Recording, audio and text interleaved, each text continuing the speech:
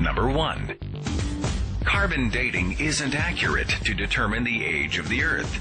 Well, perhaps that's why carbon dating isn't the preferred method for dating rocks and fossils. In fact, there are a great many methods of radiometric dating that accurately measure the decay of radioactive elements in rocks, meteorites, and fossils.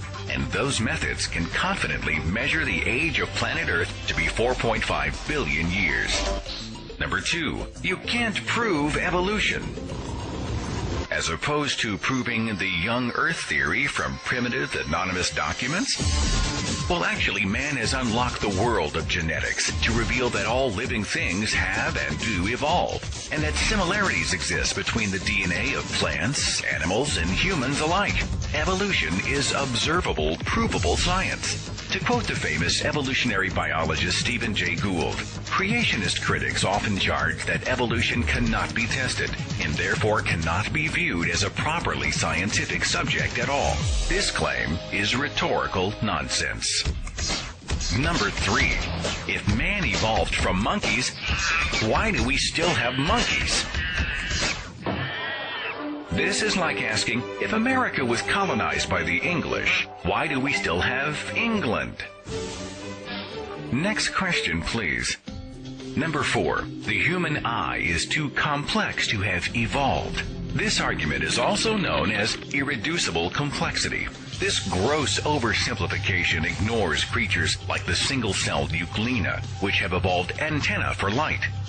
Mollusks and jellyfish have evolved varying grades of vision. Plus, consider this, the human eye is more poorly constructed and much less acute than the eye of the octopus or the great horned owl. Did God care more about the design of the horned owl than his own children? Number 5. Atheism is actually a religion.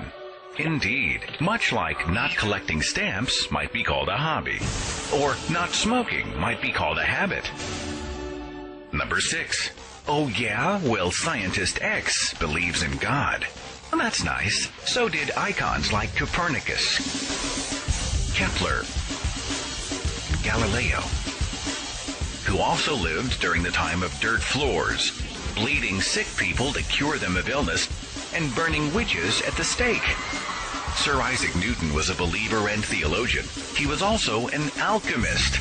Did Newton's groundbreaking research on gravity and the laws of motion also prove his belief that metals had magical powers and could be combined to make gold?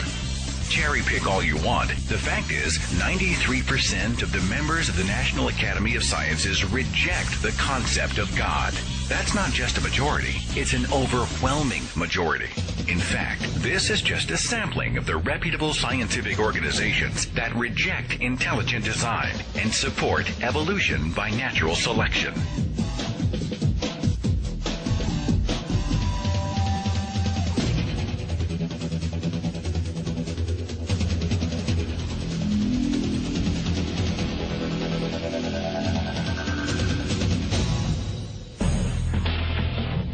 Number 7. So you're saying that everything happened by chance?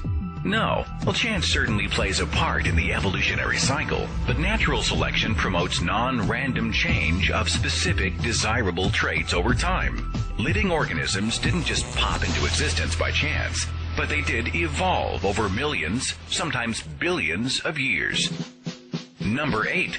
America was founded as a Christian nation. Actually, the U.S. Constitution never mentions God, and the mention of religion in Article 6 and the First Amendment serve to separate religion from government altogether. The words "In God We Trust" weren't printed on American coins until 1863, after a religious surge during the Civil War. Paper money didn't have it until 1957. The words "under God" weren't even in the original Pledge of Allegiance. They were added by Congress in 1954. And many of our founding fathers were either deist or ambivalent about the Christian God, including Thomas Jefferson, Benjamin Franklin, James Madison, John Adams, Thomas Paine, and even George Washington. Number 9. The second law of thermodynamics. We love this argument because it is thrown out so flippantly and with so little understanding. In a nutshell, the second law of thermodynamics says that systems must become more disordered over time. So, complex living cells and organisms couldn't have come out of basic inanimate chemicals. In other words, more time means more chaos.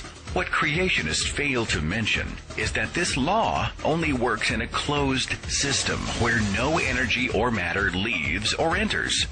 The Earth is not a closed system. It receives outside heat and light from our sun's nuclear fusion, fueling simple organisms so that they can become more complex by consuming other forms of life and non-living materials.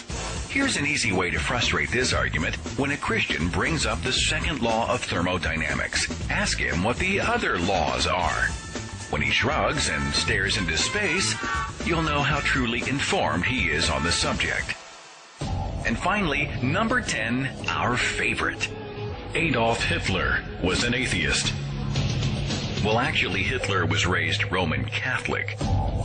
In Mein Kampf, Hitler speaks of the creator of the universe and says the Aryan race was created by God. His religious views, or lack of them, remain in dispute. But using the name of history's greatest tyrant isn't an argument. It's a provocation that has nothing to do with the concept of evolution.